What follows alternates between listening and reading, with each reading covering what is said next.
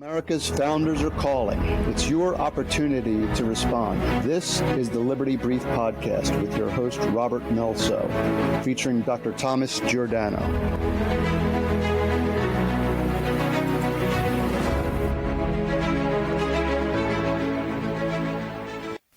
Hello and welcome to episode 10 of the Liberty Brief Podcast. I'm your host, Robert Melso, and once again we're speaking with Dr. Thomas Giordano, author of the book Unalienable, What It Really Means and Why It Matters. Well, I'm back from a little vacation, and it's been 2 weeks. My wife and I went to Ireland and to Scotland, and we had a wonderful time. Today's podcast is about inflation, its causes and its repercussions. But before we get to that, there's something that happened that obviously is on everyone's mind, the raid on Mar-a-Lago. And I have a feeling Dr. Tom is going to weigh in on that. So I want to give him a chance to tell us his view. But before I do that, let me ask you an obvious question. Was this raid legal and necessary and constitutional? Those are three questions in one, but I hope I can answer. You can answer. I can answer all three in one word. No. Care to expound on that? It was not legal. It was not constitutional. It wasn't ethical, and there was no precedent for it.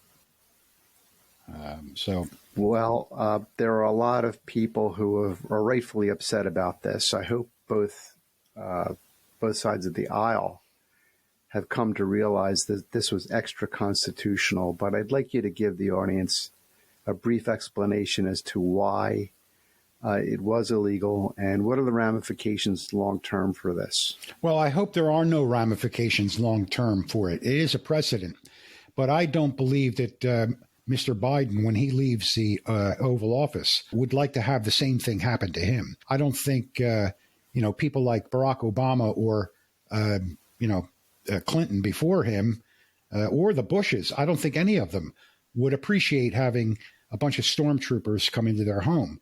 In an illegal manner, I should say. First, why was it illegal? Well, there are several reasons it was illegal. Number one, the very first thing is that the President of the United States has the plenary authority to classify and declassify anything he believes he wants to classify and declassify. It's really that simple. He is the top of the pyramid. If he says, I declassify these documents and I'm taking them with me, he can do it. He is the ultimate authority. Now, just to prove the point, this same thing happened to Clinton back in 2012. There was a request for his tapes, tapes of he was recording his memoirs, let's say, and those tapes were claimed to be part of the National Archives.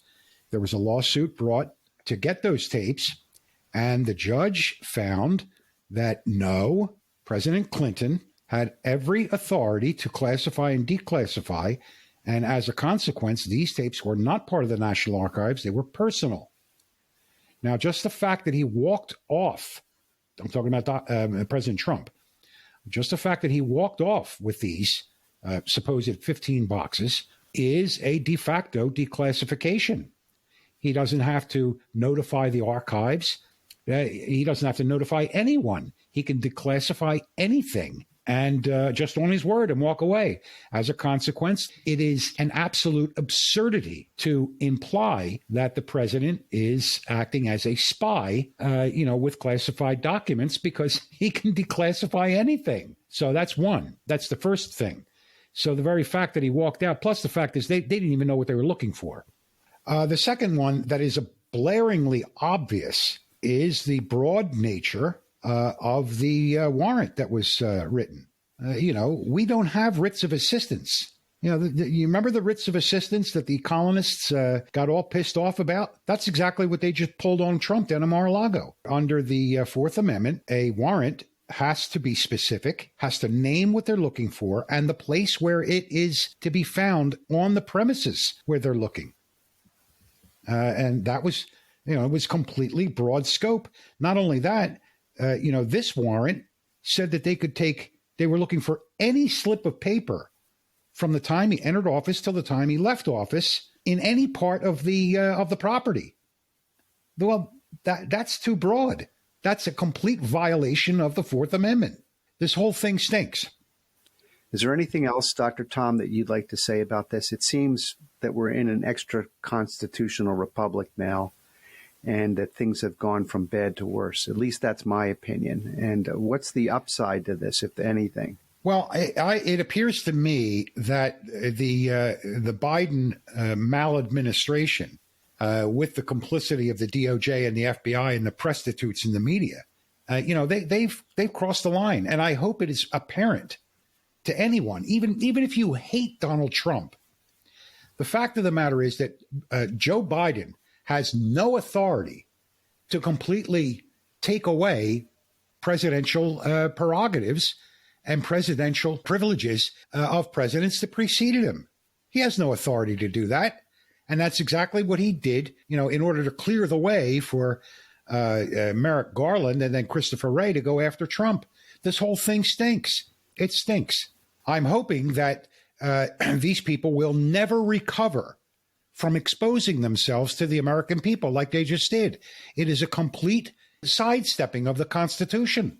All right. What's your wish for Mr. Trump and his family now that that's happened? I'm hoping that this, if he was not convinced to run for president before, I'm hoping that this just kicked him in the rear end and said, all right, I've got to run again. Number one. Number two, because all of those documents that he declassified were in his possession, I hope he made 3,000 copies of them and then sent them to everybody that he can. They're trying to hide what he has. It's obvious. This was a fishing trip. It was a fishing expedition. Now, think about it. You got this guy who's the archivist, who's retiring, who hates Trump. He's a, pro-Democrat. He sees Trump and a couple of his staff leaving the Oval Office and getting into the helicopter. They're carrying a couple of boxes, right? 2-3 boxes. He was interviewed and he said, I wonder what's in those boxes. What are they taking out of the Oval Office? So then he contacts the DOJ and says, I think he's got some documents that belong to us. Well, who the hell is he? Number one. So in any case, they had absolutely no idea what they were looking for. It's obvious. So if this thing emanated from the National Archives, it started on a false premise, number one. So they go down there in February. Secret Service are down there. Trump's people are down there. The lawyers are down there. They stay there 9 hours. President Trump comes into them and says, hey, how you guys doing? Anything you want, take it. When you're done, well, let's go up and have lunch by the pool and, that kind of thing. And then, you could be on your way. So they then went down with a subpoena. They go back to the DOJ and the FBI with a list of all of the documents that President Trump has. Well, that list must have scared the hell out of somebody in government. And I have a sneaking suspicion that what President Trump has, being the smart man that he is, was all of the, all of the classified information that he declassified on his way out pertaining to all of the smears that he had to go through. And it showed the corruption of the DOJ, the FBI, and the Democrat Party. So now that they had this list and they know what they were looking for, all of a sudden they go down there with 30 people armed and all that. When Trump said, take whatever you want, they were still covered by that first subpoena. There was no reason to go to some lackey judge, go judge shopping and get a warrant. There was no reason for it at all. And it was unconstitutional on top of it. Well, let's hope that President Trump had a kick-ass copier. Oh, yeah. Or, Absolutely. These are paper documents. We live in a digital world. This stuff is available elsewhere. Right. So if he does run, maybe the truth will come out again, and the contents of those documents will be made known. Right. And I hope that if he wins, and I am sure in a fair election he will win, I hope he goes to Washington with an axe, a flamethrower, and a bad attitude. That's what I hope. It's for all of our sakes. Well, let's see what happens. I'm hoping for Trump because I'm hoping for America. These people are destroying our country. You look at this joke of an affidavit that they produced. It's a joke, and there's nothing in there that gives them justification for doing what they did. Nothing of what you could read. So it's probable that they grabbed these documents knowing what he had. to protect themselves, to wrap it up in an investigation so that no one can have access to it. But, from the past, I wouldn't trust these people with documentation. They've already proven themselves to be liars, perjurers. They altered they alter their statements. They alter evidence. They hide exculpatory evidence. They've already proven themselves. They have a history of it, especially with Trump. So why would anybody believe them? In any case, let's, it is what it is. And, I hope it's opening some people's eyes, and even people on the left, even people who don't agree with Trump or think that we're a bunch of lunatics for being Republicans or independents or strict constitutionalists.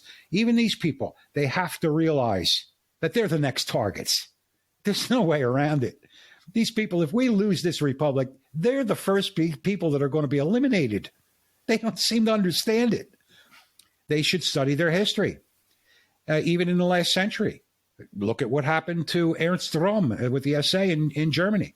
Look at what happened to Beria in Russia. We had the same thing happen to people here in Italy with Mussolini. Once these people get into power, everybody that helped them get into power, which are useful idiots, become an enemy, and they get eliminated. I don't mean, they get insulted. They get eliminated. Well, Tom, things have changed. It was much easier to kill and destroy people when we didn't have people on the internet watching everyone else's moves. Oh, for the good old days when you could just pillage an entire country. And yeah, exactly. Yeah, but don't ever forget General Flynn. Look at what they did to Mike Flynn. Yeah, but they did. Here is an honorable man. The destruction is in the process, Robert. Yeah. It's in the process. Right. And that's in some ways even more horrifying than going after him with knives and bayonets, because they destroyed him and his family in one. Right. I'd like to retract that. It's not more horrifying, but it's just as debilitating politically and so forth. So, well, when they go after a guy like Mike Flynn, who's led an honorable life, he's an honorable man. He isn't some guy who sucked up to get up in the military. This is a man who he rose in the military because he was competent. He is a competent man. That's how he rose, and they hate him for it. They went after him not because he was tied to Trump. They went after him because he disagreed with Obama. And nobody remembers that. He disagreed with Obama in his treatment in the Middle East. Well, you know what, Tom? I think we're getting a bit far afield here. Look, there's a lot going on, and what this did was it distracted everybody from the subject that we're going to talk about today, which is inflation. Right. This Inflation Reduction Act is a big joke. The lie is in the name. Well, let me tee it off then. Okay. We are going to talk about inflation, and I've been giving this a little bit of thought, and I would like to coin a phrase today. I'm going to call it Trumpflation. Too many investigations chasing too few crimes, and I think Trump is the victim of Trumpflation. Oh, yeah. Trumpflation. That's good. Actually, you have too many investigations chasing no crimes. Chasing too few facts. Too few facts. Oh, yeah, you can investigate anything. You can investigate a ham sandwich if you wanted to. Well, I've heard that. You can indict a ham sandwich. I've heard that saying many times. Yeah. All right. So we have this Inflation Reduction Act, which is a laughable descriptor for this. Oh, yeah. As with most things that come out of modern Congress, the lie is in the name. Yeah, exactly. So I think we should give our audience perhaps a working definition of what inflation is and perhaps what causes it, maybe a little bit of history. All right. So I'm going to turn the mic over to you, and you can just explain what inflation is for our audience, where it comes from, and a little bit of the history. And I know there's a lot of history to this going back to yes, there is. There most certainly is. We've in Western civilization, we've known about inflation all the way back, going back to ancient Greece. All right, now inflation. When they basically say inflation, many people associate it with the currency. Okay, they'll say, the dollars. We have inflation, all this kind of thing. But actually, what it is it refers to the prices of goods and services increasing.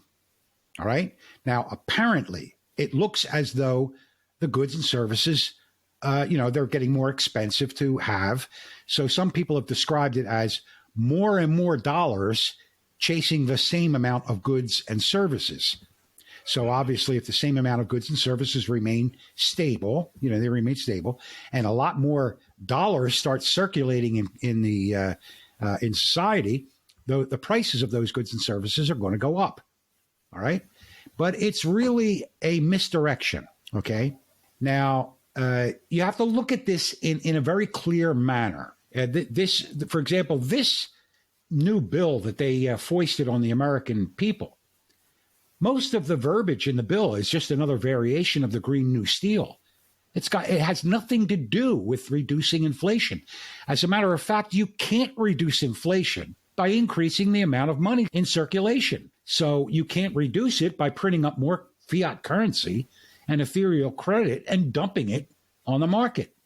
And we've known about this kind of thing since, as I said, since ancient Greece.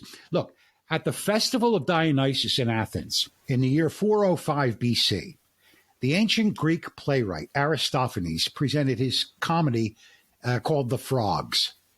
This was the first glaring evidence that even then the Greeks knew about bad money driving good money out of circulation. All right? Now, in modern economics, we would refer to this as Gresham's law. Of course, the type of debasement of the currency was a bit different then than it is today because there was no paper currency around. But the idea is still the same. Even in my book, I wrote about this. This was one of the first lessons my father taught me when I was a kid, about 9 years old. In fact, any 8 or 9-year-old can understand this concept in a few minutes. The problem is, though, that we don't have enough 8 or 9-year-olds in Congress. So there we are. But one of the major problems in understanding inflation is that you have to first understand what money is. And a lot of people don't understand what money is, or they don't have a clear understanding of what money is. Now, sure, it's dollars and it's dollar bills, pennies, nickels, dimes, quarters, and all that. But I'm talking about what money actually is, what it actually represents. So when my father sat me down at the picnic table under the maple tree in our backyard to give me my first lesson in economics, he went through a series of definitions and stories to illustrate his point. Now, if there are any parents out there listening and you're concerned with your children's understanding of the things in the real world that will affect them, you may want to take heed of what I'm about to explain. Then you can explain it to them in the way that they can understand. So let's talk about money, okay? What is money? The best way to describe money is a medium of exchange.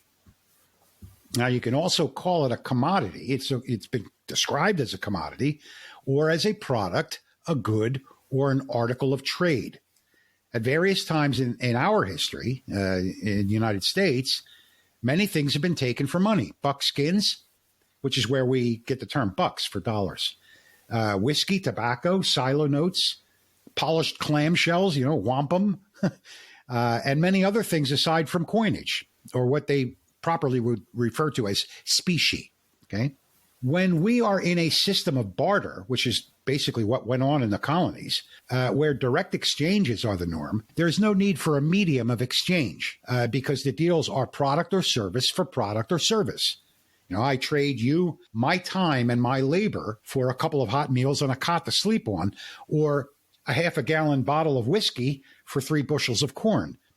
When in society, there's a complexity to the indirect exchanges. The medium of exchange is a more efficient way of satisfying all of the parties in the deal. You may not want my bottle of whiskey or 3 bushels of corn for that neat Barlow pocket knife in a display window. So rather than going through multiple direct exchanges to finally get what you want for that knife, I just give you a medium of exchange in the form of gold, silver, or copper. And this is how money is used. But what actually is money?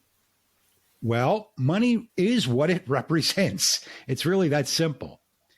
You see, we have to start out with a few simple premises to understand money. Because, when we're talking inflation, we're talking about the devaluation of money. Okay? The first premise is that you and I are not immortal. Now, this is a very important concept. We're on this earth for a limited amount of time, and that time represents our lives.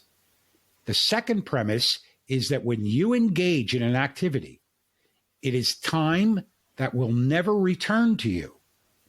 If you add your unique abilities to that time in producing a service or a good that others may want or need, you are compensated with a commodity that represents your time, and that time represents your life. So the third premise... Would you explain that to my attorney? Yeah. Well, he knows it too, because his time represents his life too. Yes. Yeah, but at $400 or $500 an hour, I'm not so sure about it's that. What you bring to the table. Okay. That time, that his time is worth more, let's say, than your time because of his education, his experience, that kind of thing. So he's adding something to his time to make it more valuable. All right. The third premise is that payment for your activities is always a direct exchange. There's no profit. It's a concept that you have to understand. There is no profit in a wage. It is time for money. So you can say that money then is the translation of your life into a physical commodity, right? Many things really become clear if you keep this one idea in mind. Always, your money is your life. And that means that anything you purchase with your money is your life. What you decide to do with that money is a life decision, including investing that money into the life activities of others for a return on your investment. So herein lies the truest understanding of the immorality of theft, whether it be of your money, your savings, your physical property, your intellectual property, your physical labor, or any other fruits of your labor. Your life is being taken from you against your will. This is a very important concept to understand. And as you will see in a bit, it is also very true of inflation as well. Okay? All right. Let me ask you to explain monetary inflation. Monetary inflation is what we're describing. Right. Not supply side inflation, monetary. All right. Inflation. Now, monetary inflation is actually a misnomer. It's actually monetary deflation. When you're talking about inflation, you're talking about the inflated prices of the products you're trying to buy. In other words, the money is devalued and you need more of it to purchase the product that's out there. The product is staying at the same value.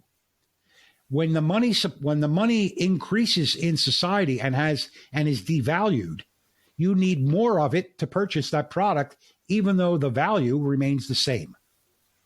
All right? Now, supply side inflation is a different thing. We don't really have to go into that. Well, because we want to concentrate on the monetary side of this. You see, we live in a finite world, which means that there is a scarcity of everything. Nothing is unlimited, with the possibility of stupidity and mediocrity, especially in government. Well, there is, yeah, and there's a scarcity of brains in Congress. Yeah. Well, what you have there is a devaluation of the mental capacity. I think the weight of the brains is probably the same, but the value of it is less. All right, correct. So it's obvious that the price of a good or service will increase if that good or service becomes less available. Okay, that is supply side inflation. In other words, if there's less of it, you're going to have to pay more for it. Okay, but we're not talking about that. We're talking about something different. We're talking about the devaluation of the currency itself. So basically, we'll be talking purely about the commodity we call money and its relative value or purchasing power. And for this, we have to use a standard that has remained stable in purchasing power for about 5,000 years. Gold. That wasn't Bitcoin, I'm imagining. No, it wasn't Bitcoin. It was gold. Okay. Even Bitcoin can be translated into gold. The value of gold is found in its scarcity in nature, its difficulty to mine and refine, its use in industry, and its physical stability. It won't burn, it won't corrode, and it can't be counterfeited. It looks good too, nice and shiny and gold, right? Silver is another such metal, and there has always been a comparative ratio, a value ratio, of about 20 pieces of silver to 1 piece of gold. So the ratio has always been 20 to 1. As long as the gold that leaves the reserves for use in industry are equally replaced by new mining extracts, the stability of the value of gold will remain constant, and so will the money supply in savings and in circulation. Now, if we're talking about a gold standard here, okay, that's called sound money. Our Constitution still requires that gold and silver be the only currencies for payments of public and private debts. The government's only role in this was to guarantee the purity of the metals, the assay, and to standardize weights and measures for commerce. The federal government was not given the power to print money, only coin it, nor was it given the power to create a central bank. Notes that came from the United States Treasury were to have an equal backing on reserve. In other words, the government could not print more redeemable notes than it had gold and silver on hand to pay the bearer upon demand. This resulted in a fixed, equitable, and sound money supply. So, no inflation. Okay? Our founders knew the folly of printing paper money and the inflation that inevitably follows. Now, there are only two, governments in our history that had 800 years of not a single day of inflation, and that was the Eastern Holy Roman Empire and the Kingdom of Naples. For 800 years, there was no inflation. And the reason being is because it was illegal for them to print money. It was illegal for them to debase the coins. The weights had a specific weight that could not be changed. All right? If it was changed, it would be devalued. So those two are examples of stability in commerce, in markets. And their coins, their currency, was accepted all over the world as being valid currency. Now, as far as inflation goes, there's an interesting story about this, about the first time inflation appeared in the English colonies in America. You really have to hear this. It's really pretty interesting. This is one of the things my father told me. He informed me about this when I was like 8 or 9 years old, as I said. In the year 1690, Thomas Hinckley was the governor of the Massachusetts Bay Colony. Now, back before the Industrial Revolution, which wouldn't come for another 150 years, there were basically 3 ways for a government to increase its revenues. The first way was to increase the productivity of the land and gather resources for international trade. Right? So you increase your productivity. How many crops you're growing, how many things that you could fish and send to other countries. That kind of thing. The second was to invade your neighbors and steal what they had. I bet you they opted for that a lot. Oh, yeah, they did. It became a tradition. Mm-hmm. And the third was to steal money from your own citizens in the form of taxes, giving them nothing in return. This sounds familiar. Okay. And you're right. Up in New England, the colonists decided, let's follow the second way. It's a tradition we have up here in New England. And, well, their tradition was to follow that second choice and raid the French colonies up in Canada. It was a British tradition that the French weren't too keen on. I don't know why. Yeah, every spring they would have these British come up and raid them. So in January and February of that year, Governor Hinckley and the General Court appointed a man named Sir William Phipps as commander for that year's expedition. So in April, they got the militiamen together. They were mercenaries, and they had this expedition that sailed to Port Royal in Nova Scotia, and they captured it. All right. Now, the fall of Port Royal to the British wasn't as profitable as they believed it was going to be. So they organized another much larger expedition in July against Quebec. All right. Again, led by Phipps. This one was an absolute catastrophe. The French were waiting for them. You know, they were tired of being raided by these people, so they were waiting for them. And Phipps' entire expeditionary force was routed in a surprise attack by about 36 Frenchmen. So they went back home to the colonies, to Massachusetts with their tails between their legs. But the governor now had a problem, right? How is he going to pay the armed militia that took part in the failed attack? As far as the militiamen were concerned, they fought. Some of them were killed, others were wounded, and the rest were embarrassed. They were ashamed. The agreement was that the militiamen were to be paid upon their return from the expedition. The colonial government was to sell the French spoils in the colonial markets, and the mercenaries were to be paid from the proceeds, and the rest would go to the colony. This time there were no spoils. All right, there was no plunder to sell, and there was no money to pay a bunch of angry armed guys. Not a good situation, I'm guessing. Not a good situation at all.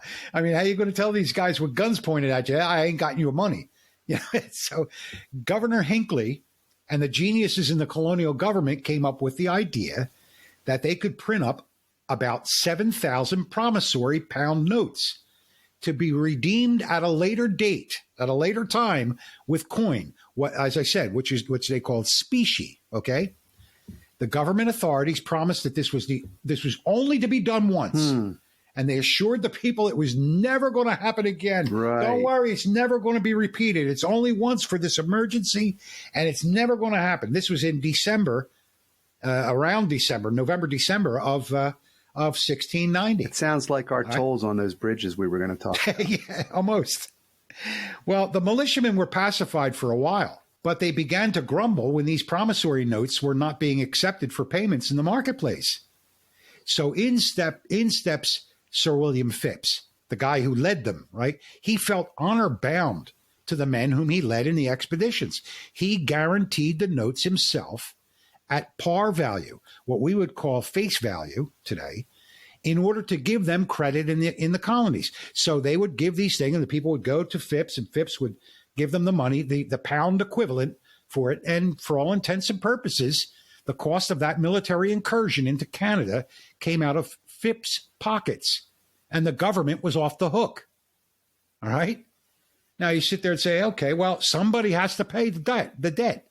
Debts are always paid, no matter how you look at it. They're either paid by the people who owe it or by the people who lent the money or the people who promised the money. Not college debts, though.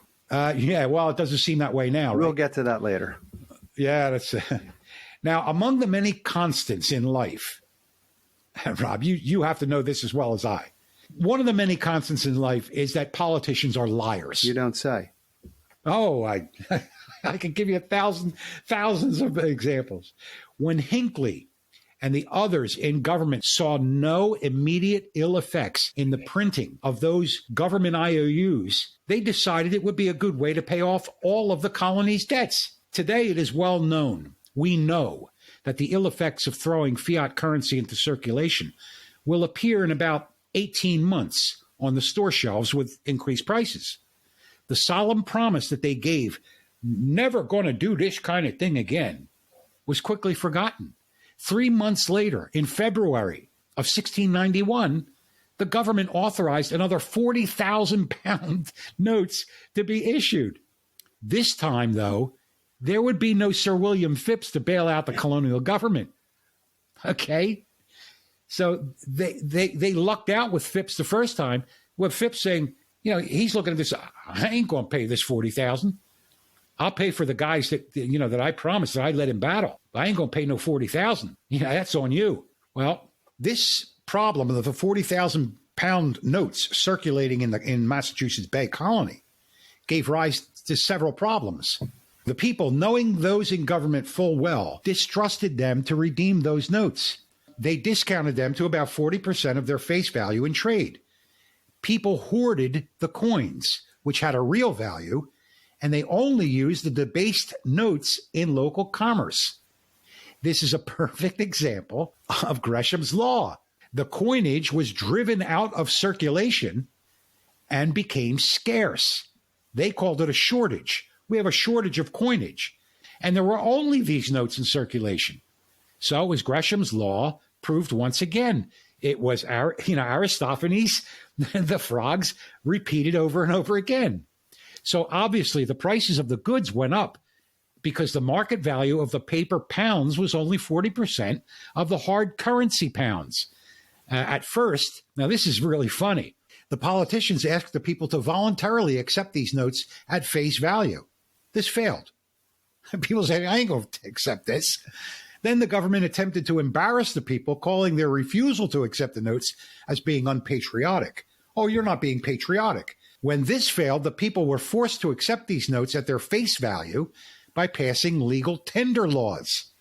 So they were threatened with violence by the Massachusetts Bay colony government if they didn't accept them. Well, here's what happens.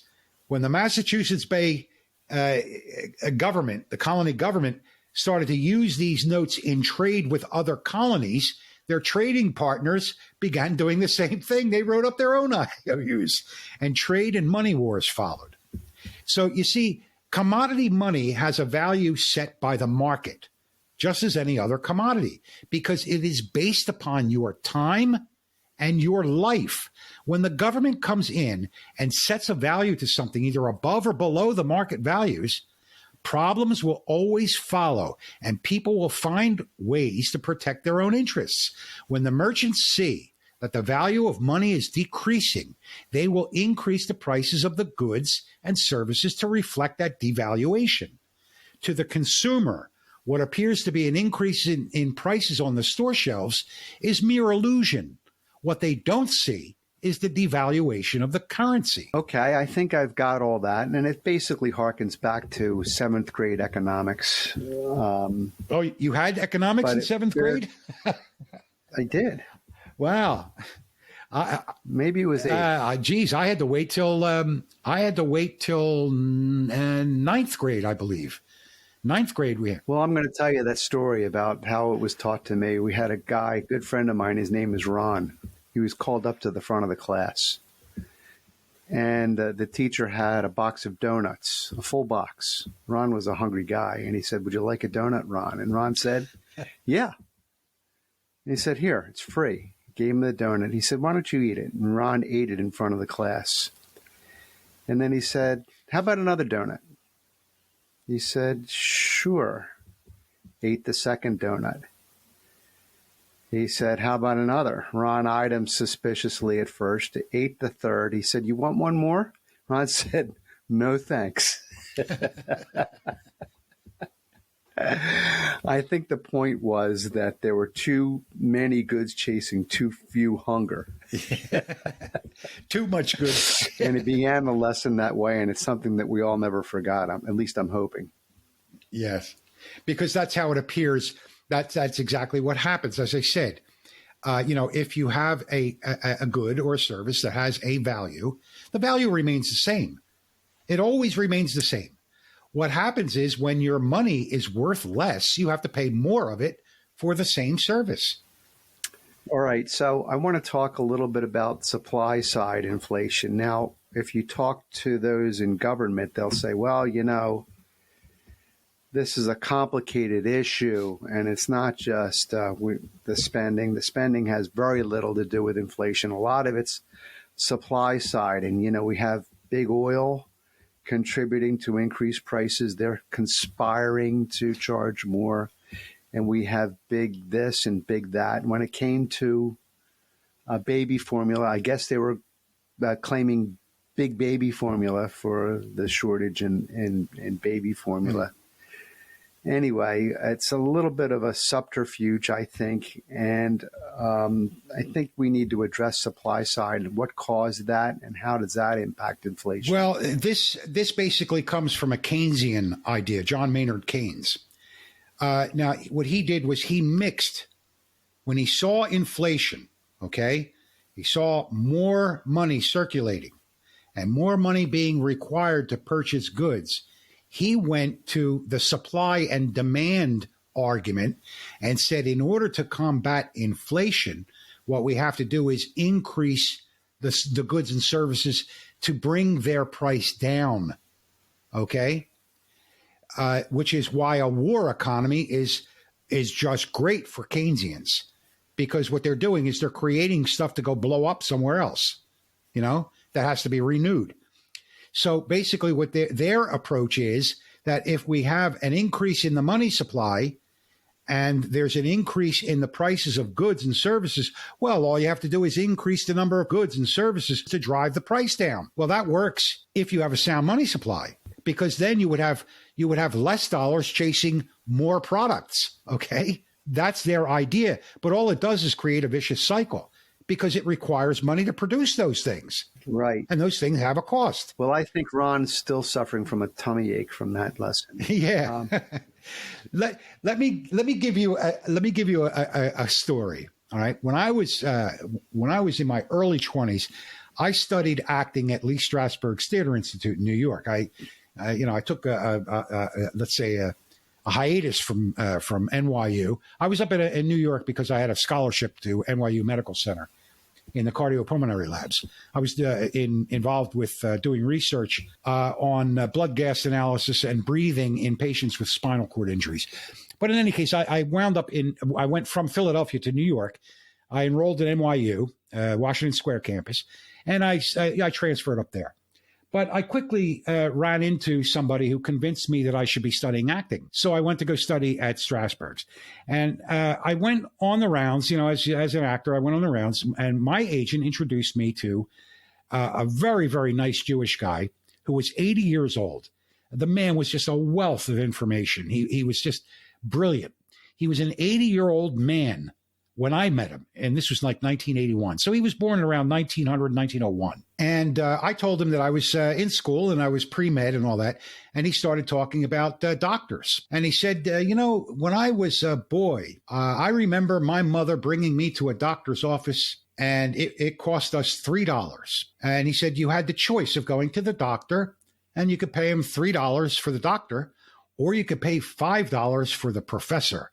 Now, today we would call a professor a specialist, okay? So he said, think about how the price of healthcare has gone up. It used to cost me $3 to go to the doctor for the doctor visit. Well, that's that idea that stuck with me. And, years later, I was talking to my father about it. And I said, he told me it cost $3 in 1910 to go to a doctor and $5 to go to a specialist. And my father looked at me and he said, well, do you think that the price of the office visit has gone up? I said, sure, sounds like it. What are we paying now? And he said, well, let's take a look at it. He said, I will tell you that I will guarantee you that the value of the office visit has not gone up, nor the visit to the professor. And I said, well, how could that be?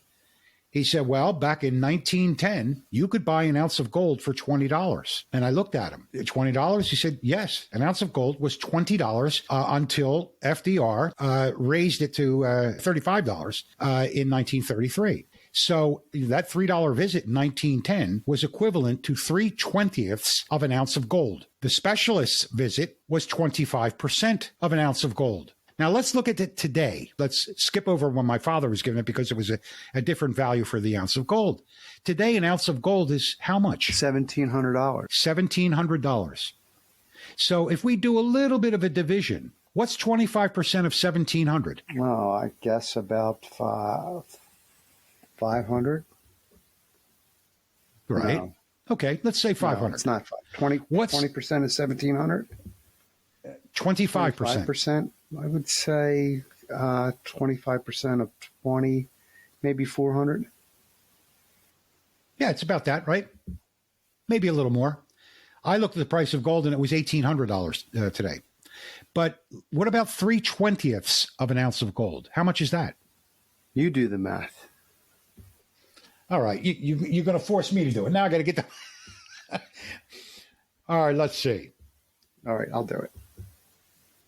Okay, I just had to pull out my phone because we're both basically math illiterates thanks to our phone. Well, for me, it's past midnight over here, and my eyes are bulging. So, but look at the price. Okay, I'm going to do 1,700 divided by 20 times 3. Yeah. Okay, I think it's about. Let's assume that I can do this for purposes of the recording. I think it's about $250. Right. Now, what do you think a normal office visit for a doctor is today? It's about $250. Yeah. You go to a specialist, you're going to pay around $500. Yes. So has the value of that office visit remained the same? It's been relatively stable since 1910. What it reflects is not the increase in the, an increase in the value of the office visit. What it reflects is the devaluation of the American dollar. Okay, Tom, but Dr. Tom, there's a non sequitur here I'd like to address. Yeah. We've poured all of this money into the economy. Right. Trillions and trillions. What is it now at the end of this year? 6 trillion, something like that. Right. And yet the price of gold has remained stable, gone down a little bit. Yeah. What's the economic reasoning behind that? Well, the use of gold in industry, more reserves coming in from mining. There are plenty of things that might have a little bit of a blip in it. It could also be an increase in reduction, very, very minimal increases and reductions in the money supply. All right. I think people have seen gold and said, I can't get a dividend out of gold. I can't. No, it's just the opposite. Just the opposite. The only hedge that you really have against inflation, you and I can't do anything about inflation. We can't do a thing. We'd have to start pumping dollars and credit out of circulation in order to bring the value of the dollar to where it should be. Okay? And they're just not going to do that. All right? Number one. Number two, the only way that you can hedge against inflation is that if you take solid gold. I'm not talking about gold certificates or gold shares or that kind of. I'm talking about gold in and of itself. Because no matter what the paper does, the gold always has the same purchasing value. All right. Here, I pulled up a chart on gold from November of 2020 to the present. It's basically flatlined at around $1,800, $1,900. Yeah. Little dip just now. According to economic theory, we've got 2 years behind us of this massive spending, and here gold is staying basically flat. But first of all, you have to look at it this way. Compared to what? You're talking from 2000. George Washington could have given you $1 in 1776. That dollar had the same purchasing power all the way to 1933 because the ounce of gold was equivalent to 20 American dollars from before the Revolution all the way until, by decree, FDR pulled gold out of circulation and raised it, just arbitrarily raised it from $20 to $35 an ounce overnight. You have to look at the relative value. Yeah, okay, 1,800, it didn't go up or down, but it sure is a hell of a lot higher than $20.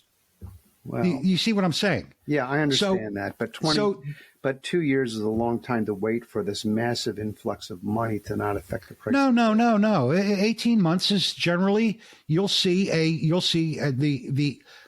All right, let's put it this way. If I were to go out in 1963 and buy an Alfa Romeo Duetto in the United States, a sports car, that car at that time cost $1,350. That same car today is upwards around $60,000. The value of the car has not gone up. The value of the dollar has gone down. If you were to divide 1,350 by 20, that gives you the number of ounces of gold. Now, if you were to take those ounces of gold and multiply them by 1,800, you'll see that the automobile that you're buying has not gone up in value. All right, let's talk about a slightly different topic. Okay. On my gold tracker, where is it? Here it is. Silver is supposed to be at a 20 to 1 ratio to gold. Right. Gold's at 1738 today. Yeah. Silver's at 1872. $18.72. Yeah, by your reckoning, gold should be at $400, where silver should be at a much higher price. Well, that's because what they did was when they pulled us off of the gold standard in 1933, and then in 1970, well, it was Nixon who pulled us off of the international gold standard. They detached. I remember that. It was at 30. It was 35 an ounce back then. Exactly. And what they did was they detached one from the other. Now we have an international exchange rate that's floating. Okay. So now they've detached that 20 to 1 ratio. It was historically that you know, think about it. An ounce of gold, a silver dollar was an ounce of silver, right? That's what it says. 1 ounce silver.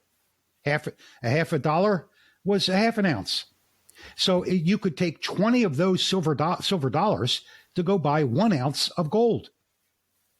It was always that way. All right. When they started playing with this, and then they separated the two, which was probably a mistake on the part of the, let's say, of the founders by making two standards in one, because they named both gold and silver. All right. They should have stuck to one, but and then everything else would have stayed the same. But what they did was when they separated them out and people started playing with the value of gold, playing with the the reserves and stuff like that, and where it's going, you have international people that are claiming gold to be paid their debts from the United States in gold, and that so our reserves can fluctuate. The reason that Nixon took us off the international gold standard was because he didn't want to honor the American dollar, which was the reserve currency of since Bretton Woods. After the Second World War, it was the reserve currency for the Reconstruction after the Second World War. He didn't want to pay the debts in gold. There was the Bank of International Settlements that did these kinds of things. You have $100,000 of American currency. You give them $100,000 worth of gold to the people in Italy who have $100,000 of trade dollars.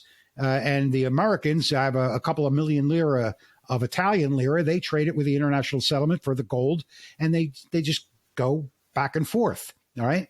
But we've been taken off of that. Now we have a floating international rate.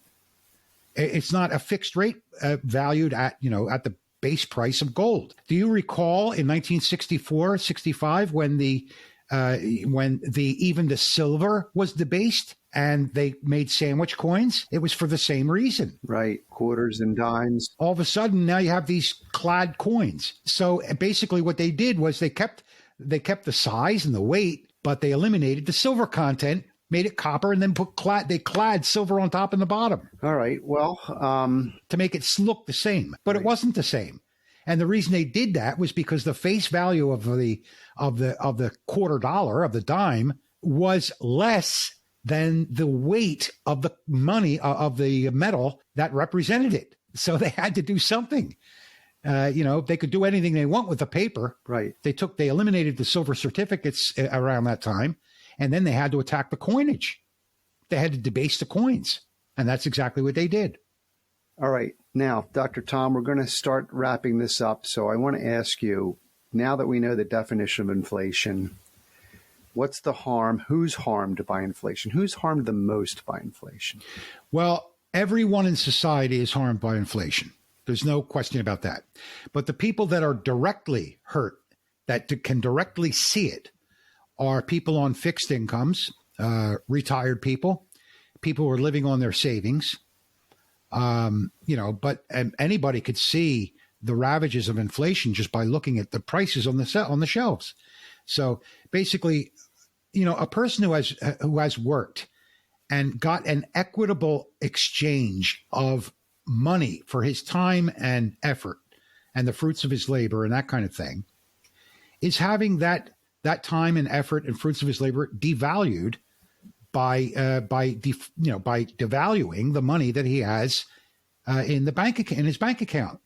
People who are on fixed incomes, their incomes are not going up to pace inflation, so they are harmed. They're paying more for the same thing they would have been paying previously, for the same product.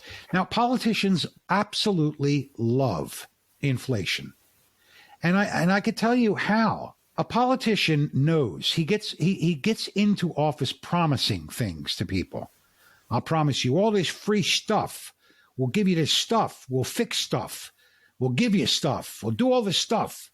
But I promise I won't raise your taxes. Free ponies for everyone. Absolutely. A chicken in every pot. All right. Give you all this stuff. And I promise I will not raise your taxes. So they don't. They don't raise your taxes. So how do they pay for that free stuff? They tax you with inflation. Absolutely. They go to the Federal Reserve, and the Federal Reserve, they go with let's say a $1 trillion request for money. Now, the Federal Reserve does not print $1 trillion worth of currency.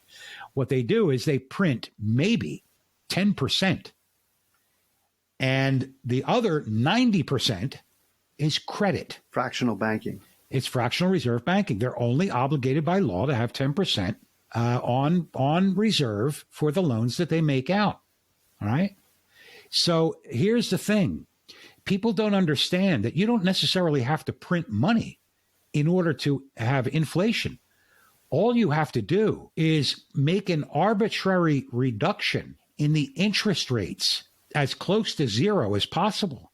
Because what you're doing is you're lending out all this money, and right as they lend it out, they're making, let's say, 3 or 4 loans on the same money because it's represented in credit. It's zeros and ones going across a ledger. It's not real money. It's ethereal. So the politicians use this to their advantage. You see, I didn't raise your taxes and I gave you a chicken in every pot, so vote for me again. And that's what they do. Because the people don't see it immediately. They see it over a period of time. And somebody's got to pay for it at an interest rate. All right, Dr. Tom, how would you like to wrap this up then? Well, I would say that if there's something that people could do to keep an eye on the value of their money, not be confused and hoodwinked by prices on products and services.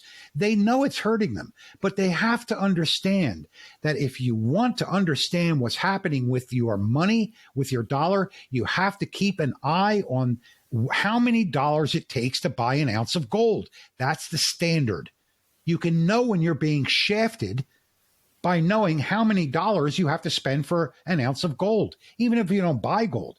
But the hedge against inflation is to purchase real solid gold and keep it on, in reserve somewhere. But it's the only way you can hedge against inflation. There's another way you can do it, and that means to spend like it's going out of style. Take everything. You mean take on debt. Exactly. And then pay with cheaper dollars. Absolutely. You could do that too. But we all saw what happened with the Weimar Republic. We all saw it. Their inflation was so high that people were being paid by the wheelbarrow. And by the time they got home, their money was worthless. Okay, so wrapping up, what's the takeaway for our audience? The takeaway for our audience is never, ever, ever trust the government to tell you the truth when they are telling you how they're going to pay for something. It's all a lie. You are going to pay for it, not them. They're very, very magnanimous on spending your money, and they don't care how they get it. Now we've got, they're doubling the size of the IRS, and they're arming them. And if you think that they're going after people making $400,000 and more, you better read it again, because they even stated that they're going after you. They're going after you. Okay. Well, in the next episode, in keeping with our mini series on inflation and government right now, we're going to be talking about modern monetary theory, relatively new weapon that the government's attempting to unleash on us and how it will affect our lives. Yeah. So with that, Dr. Tom, I want to thank you, and we will see you next time. Thank you. Thank you, Rob. You've been listening to The Liberty Brief, based on the book Unalienable, What It Really Means and Why It Matters by Dr. Thomas Giordano. If you want to help spread the word, please subscribe, like, and share using the links below. You can also check out Dr. Giordano's book on Amazon using the links as well.